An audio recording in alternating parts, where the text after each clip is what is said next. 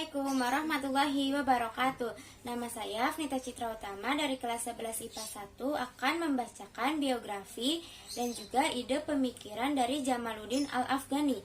Jamaluddin Al-Afghani dilahirkan di Afghanistan pada tahun 1839 dan meninggal dunia di Istanbul pada tahun 1897. Beliau merupakan seseorang yang sangat cerdas. Sejak usianya 12 tahun, beliau telah menghafalkan Al-Quran. Dan pada usia ke-18 tahun, beliau mendalami ilmu keislaman dan juga ilmu lainnya.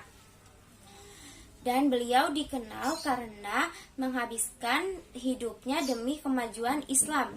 Beliau sanggup berpindah-pindah negara demi menyebarkan pemikiran-pemikiran revolusinya agar dapat menggantikan posisi Islam dan martabat Islam supaya menjadi lebih baik dari bangsa Barat. Jamaluddin Al-Afghani sangat suka mengembara dan beliau telah mengembara ke berbagai tempat seperti Najaf, India, Mekah, Tehran, dan juga Khurasan. Pada usia 22 tahun, beliau diangkat menjadi pembantu bagi Pangeran Dost Muhammad Khan di Afghanistan. Pada tahun 1864, beliau diangkat menjadi penasehat Syer Ali Khan. Dan beberapa tahun kemudian, beliau diangkat oleh Muhammad Azzam Khan menjadi Perdana Menteri. Pada saat itu, Inggris mulai mencampuri urusan politik di Afghanistan. Dan dalam pergolakan yang terjadi, Al-Afghani memilih pihak yang melawan golongan yang disokong Inggris. Pada pihak pertama kalah, dan Al-Afghani merasa lebih aman dalam meninggalkan tanah kelahirannya itu, dan beliau pergi ke India pada tahun 1869.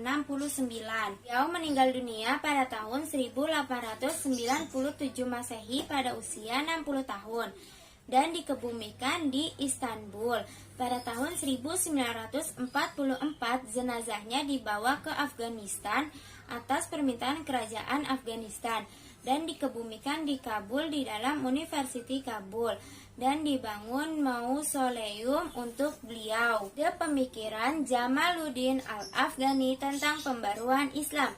Kemunduran umat Islam tidak disebabkan karena Islam tidak sesuai dengan perkembangan zaman dan perubahan kondisi, melainkan kemunduran Islam terjadi karena berbagai faktor. Selanjutnya, untuk mengembalikan kejayaan pada masa lalu dan sekaligus menghadapi dunia modern, umat Islam harus kembali kepada ajaran Islam yang murni, dan Islam harus dipahami dengan akal serta kebebasan. Selanjutnya, corak pemerintahan otokrasi dan absolut harus digantikan dengan pemerintahan demokratis, dan kepala negara harus bermusyawarah dengan pemuka masyarakat yang berpengalaman. Selanjutnya, tidak ada pemisahan antara agama dan politik, dan Islamisme atau solidaritas antar umat Islam harus dihidupkan kembali. Sekian dari saya, kurang lebihnya mohon maaf. Wassalamualaikum warahmatullahi wabarakatuh.